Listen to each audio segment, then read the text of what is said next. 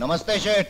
नमस्कार। इतने दिन कैसे लग गए? अरे कैसे नहीं लगेगा शेठ, जब करस्पॉन्डेंट साहब कॉलेज में वेट करते तो आपके ये समधी टाइट होकर अपने कमरे में गुल, और नशा उतरने के बाद जब ये कॉलेज में पहुंचते तो कॉलेज से करस्पॉन्डेंट साहब गुल। अरे भगवान दास साहब ही मेरे कमरे में स्कॉच की बोतल रख देते थे, उसको देखकर मेरे मुंह में पानी भर आता था। तुम्हारी राह देख देख कर मैंने तुम्हारे बेटे को आज ही बैंगलोर भेज दिया हवाई जहाज से। आपने मेरे बेटे को हवाई जहाज से भेज दिया? Helping nature. Thank you. सुना है तुम्हारी बीवी वापस आ गई है, जाओ और उसे रवि के बारे में खुशखबरी सुनाओ। हाँ।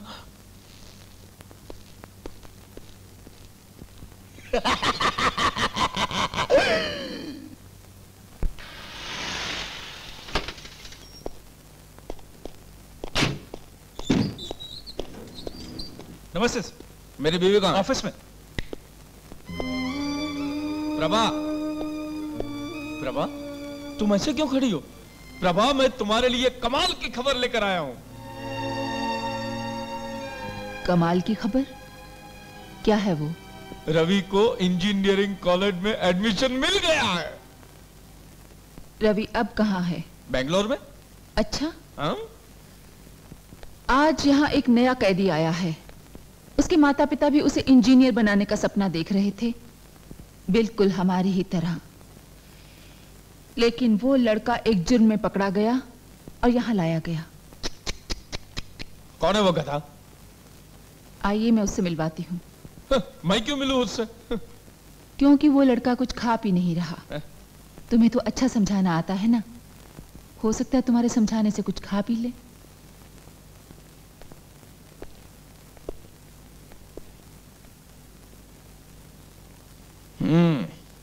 देखो बच्चे, अब खाना पीना छोड़ देने से क्या फायदा? तुमने अपने बेचारे माँ बाप के सपने तो चकनाचूर कर ही दिए हैं। क्या तुम्हारा यहाँ पर एक गुनहगार बनकर आना शोभा देता है?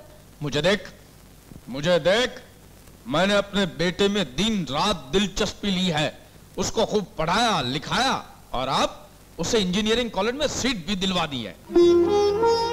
खैर, अब गलती तो तुमसे हो ही गई है, लेकिन ऐसे मुंह घुमाए क्यों बैठे हो? एक बार मेरी तरफ देख ले, हैं?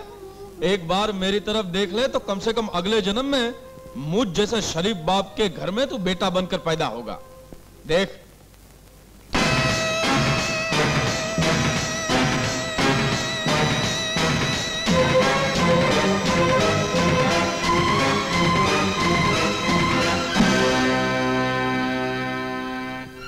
मैंने ऐसे पति तो बहुत देखे हैं जो अपनी पत्नियों को धोखा देते हैं, पर आज पहली बार मैं एक ऐसा पिता देख रही हूँ जिसने जानबूझकर अपने बेटे की जिंदगी तबाह कर दी। सॉरी प्रभा, मुझे माफ कर दो।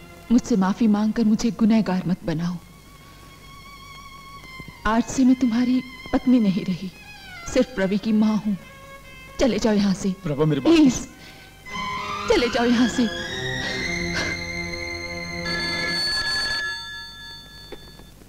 प्रभावती हियर। देख लिया मुझसे दुश्मनी करने का नतीजा, और ये तो सिर्फ एक मामूली सा तोहफा पेश किया है मैंने। कैसी रही? बहुत अच्छी रही। यस, रवि आज तक अपने पिता की देखभाल में था तो बिगड़ गया।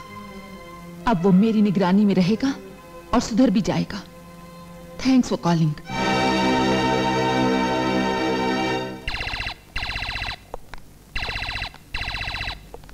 हेलो नीलू। हाय। ये रहा मेरी शादी का कार्ड। मुझे पता है तुम्हारी शादी खुफिया तौर से होगी। तुम्हारा क्या ख्याल है, हमारी शादी होगी? अरे इसलिए तुम इतनी डल नजर आ रही हो। तुम्हारी शादी चंद्रू से जरूर होगी। चाहो तो शर्त लगा लो, अगर मैं हार गई तो अपने पति को तलाक दे दूंगी। That's it. तो हम चले? Okay, bye bye. बाय।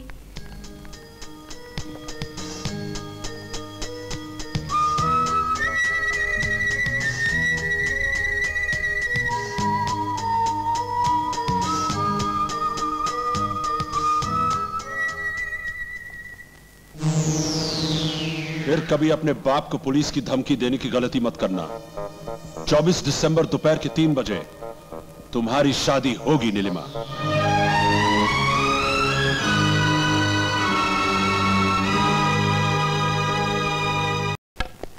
ए सूरी, तेरी बहन आई है। अभी आया अपन। माँ का ऑपरेशन हो गया। वो अभी कैसे होगा? और 20,000 चाहिए। क्या भगवान दास रोकड़ा नहीं दिया? 2 महीने पहले आके 200 दे गया था। उसके बाद उसने अपनी शक्ल तक नहीं दिखाई और डॉक्टर ने बोला कि 3 दिन के अंदर अगर माँ का ऑपरेशन नहीं हुआ तो उसकी जान को खतरा है। समझ में नहीं आया कि क्या करूं, इसीलिए मैं तुम्हारे पास चली आई।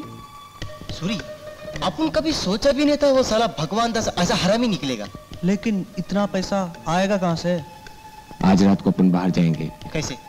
हम सुशील कुमार से झूठ बोलेंगे कि हमें भगवान दास ने बाहर बुलाया है। घबराओ मत, मैं बहुत ही बदनसीब हूं। अपनी नीलिमा से भी बहुत दूर हो गया हूं। तुम जाकर अपनी मां को बचा लो। मैं ये बात किसी से भी नहीं कहूंगा। चलो, सुबह हो रही है।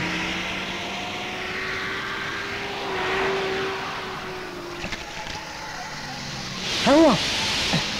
लगता है साला टायर पंचर हो गया। रुको रुको।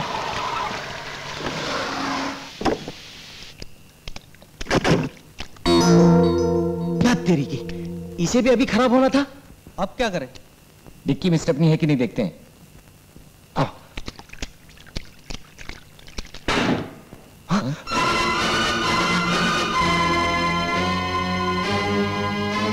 तुम इसमें कैसे आ गई? परसों मैं बालिग हो जाऊंगी और डैडी जबरदस्ती मेरी शादी किसी दूसरे से कर देंगे, मगर मैं चंद्रू के सिवा किसी और से शादी नहीं करना चाहती। उस दिन मैंने आपको हॉस्टल स्कूल में देखा था, इसीलिए बिना बताए आपकी गाड़ी में छुप गई। मैं आपके हाथ जोड़ती हूँ, मुझे भी अपने साथ चंद्रू के पास ले चलो। उतरो।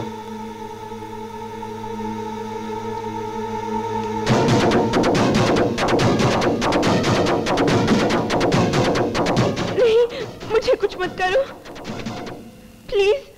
कपड़े बदल कर आओ। क्यों? 3 बाहर आए तो 3 ही अंदर जाने चाहिए। तो फिर तुम?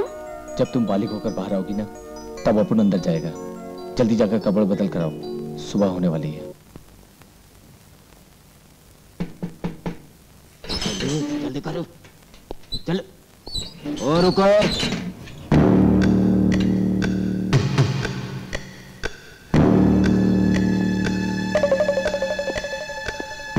क्यों है? चुपके चुपके खिसक रहा था। ओए, मेरा हिस्सा किधर है? वो क्या है? मैं जल्दी में भूल गया सब। ये लीजिए। चलो।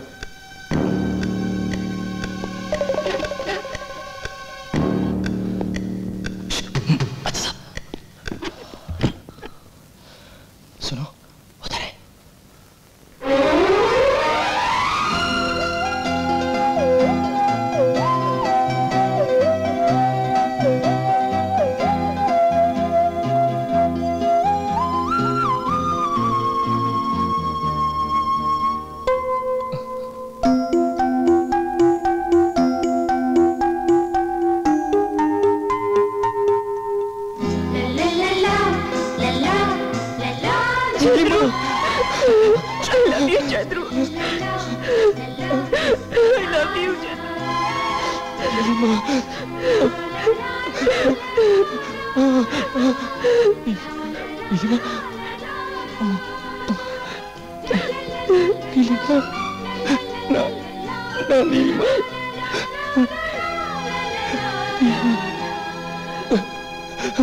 ए भाई,